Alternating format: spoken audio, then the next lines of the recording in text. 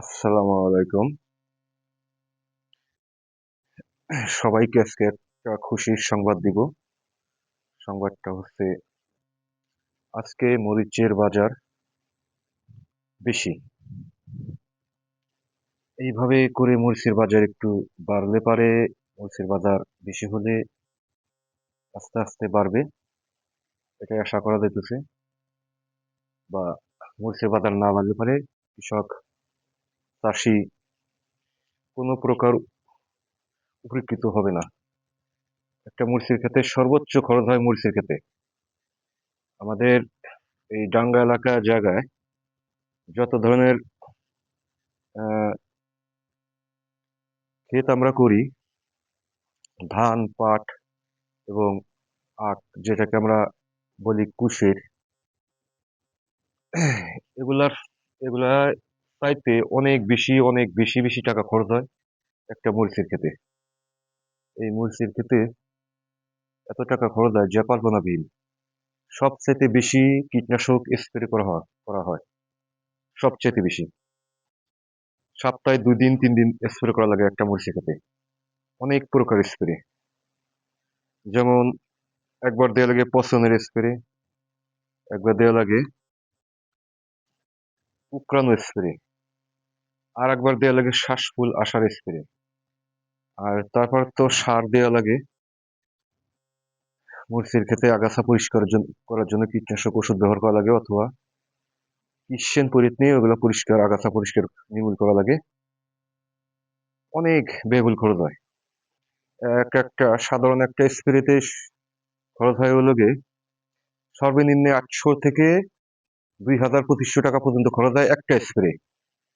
এরকম করে প্রত্যেকটা দিন না, 2 দিন 3 দিন পর পরই স্প্রে করা লাগে। এই একবার পচন চলে আসে গাছে, আবার সে পচনের ওষুধ স্প্রে করা লাগে। আবার গাছ কুকড়িয়ে যায়, সে কুকড়ানোর ওষুধ দেওয়া লাগে। আবার গাছ হলুদ হয়ে যায়, সে হলুদ হওয়ার ওষুধ দেওয়া লাগে। আবার শ্বাস ফুল আসার ওষুধ দেওয়া লাগে।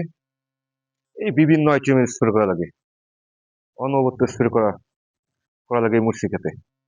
আর এই কীটনাশক ওষুধের দাম বাংলাদেশে এত বৃদ্ধি, এত বেশি, এই বিষয়ে বাংলাদেশের সরকার, বাংলাদেশের কোন প্রকার কোন সংস্থা এই বিষয়ে কোন প্রকার ভুলুক ভুলুক্ষেপ করে না, বা এদিকে নজর দেয় না। আসলে বাংলাদেশে এমনও কিছু ওষুধ আছে, 1 গ্রাম ওষুধের দাম 120 টাকা। 1 গ্রাম ওষুধের দাম, এগুলো আমরা অনেক পরীক্ষা করে দেখছি যে 1 গ্রাম ওষুধে মরিচের খেতে কিচ্ছু হয় না। 1 গ্রাম ওষুধে, 1 গ্রামে স্প্রে দিলে পরে কিচ্ছু হয় না, বলে যে 1 গ্রাম করা যাবে 16 লিটার বা 18 লিটার। এরকম ধান্দাবাজি কোম্পানি বাংলাদেশে অভাব নাই, সরকার কোনো প্রকার এদিক নজর দেয় না। এখন আমি যেটা আর কি বলছি যে বাংলাদেশে এই কীটনাশক ওষুধের দাম এত বৃদ্ধি, প্রচুর আকারে বৃদ্ধি। 100 গ্রাম একটা ওষুধের দাম 250 300 টাকা, 500 টাকা, 700 টাকা, 800 টাকা, 1400 1500 টাকা পর্যন্ত আছে এই বাংলাদেশে। এগুলা ব্যবহার করে সীমিত কিছু কাজ হয় ঠিকই, কিন্তু একবার না, শত শতবার ব্যবহার করা লাগে। আর এই শত শতবার ব্যবহার করার জন্য অনেক টাকা ব্যবহার করা যায়। সেজন্য সর্বনিম্ন এক পাখি জমিতে নিচের পক্ষে 25 থেকে 40 45 50 60 65 হাজার টাকা পর্যন্ত খরচ করা লাগে এই স্প্রে, কীটনাশক স্প্রে আর হালকা কিছু সার দিয়ে এইগুলা পরিচর্যা করা লাগে।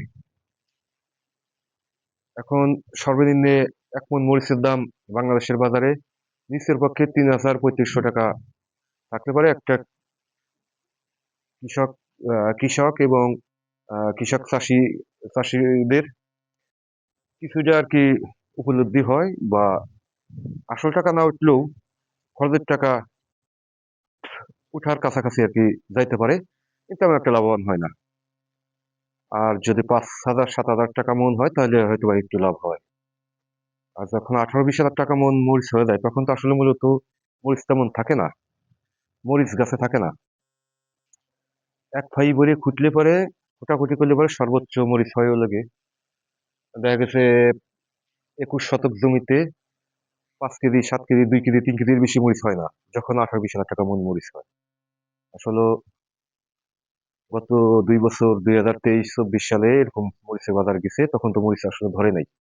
আর এবার একটু মরিচ ধরতেছে, আবহাওয়াটা মরিচের মতো আবহাওয়া, মরিচ ক্ষেত করার মতো আবহাওয়া, যার কারণে এবার একটু মরিচ দেখা যাইতেছে। আর এই মরিচ এই একটু বেশি ধরার কারণে মরিচের বাজার নেই, মরিচের বাজার একদমই কম। এই জন্য চাষি ভাইদেরকে একটা অনুরোধ করবো, অনুরোধটা হচ্ছে যে আপনারা জমি আবাদ করেন, অন্য অন্য ফসল আছে সেগুলো আবাদ করেন, মরিচের আবাদটা একটু কমিয়ে দেন। যেমন কিছু কিছু মানুষ আছে, 10 পাখি, একটা মানুষ 10 পাখি, 10 পাখি জমি চাষ করে। 10 পাখি না করে সে যদি 2 পাখি করে, বা অথবা 2.5 পাখি 3 পাখি করে, তাহলে কিন্তু মরিচের বাজার বেশি হয়। এই এত বেশি মরিচ লাগানোর জন্য দেশে মরিচ খায় না। আর এত মরিচ তো বাংলাদেশে দরকার নেই। 1 পাখি লাগাও যে টাকা পাওয়া যাবে, 10 পাখি লাগাও সেই টাকায় পাওয়া যাবে যদি কম লাগায়। আর এত বেশি মরিচ লাগানোর জন্য এই যে মরিচ মরিচ আবাদে বিশেষ করে আহ যে বছর ধরে সে বছর লাভ হয় না। সবার কাছে একটু অনুরোধ যে মরিচের ক্ষেত আপনারা কম করেন, কম করে অন্য অন্য চাষ করেন, যেমন আখ আছে, তারপর কলা আছে, বিভিন্ন ধরনের আবাদ করা যায়। এগুলোর দিকে একটু নজর দেন। আর ধান আবাদ করা যায়। পাট হয়তো বা খুব একটা দাম বেশি না, আর কয়েকটা বছর পাটের দাম খুব একটা বেশি দাম যায় নাই, আসলে ওঠে নাই। এবার কি হয় বলতে পারি না। তবে পাটের দিক নজর না দিলেও কিন্তু কলা করা যায়, আখ করা যায়, আরো বিভিন্ন ধরনের ফসল আছে, এগুলো করা যায়। তো যাই হোক, আপনারা এবার যা লাগাবার লাগাইছেন মরিচ, আগামী থেকে কমিয়ে দেন, কমিয়ে দেন। আমি একজন কৃষক মানুষ, আমি মরিচ যেটুকু আবাদ করছি, আমি এর অর্ধেকেরও কমে নিয়ে আসবো। আমি খুব একটা বেশি আবাদ করি না, 2 পাখি 2.5 পাখি আবাদ করছি এবার। আগামীতে সর্বোচ্চ 1 পাখি কি 1 পাখি আধা পাখি মরিচ করবো, এর বেশি করবো না। এই ছিল আমার আশা।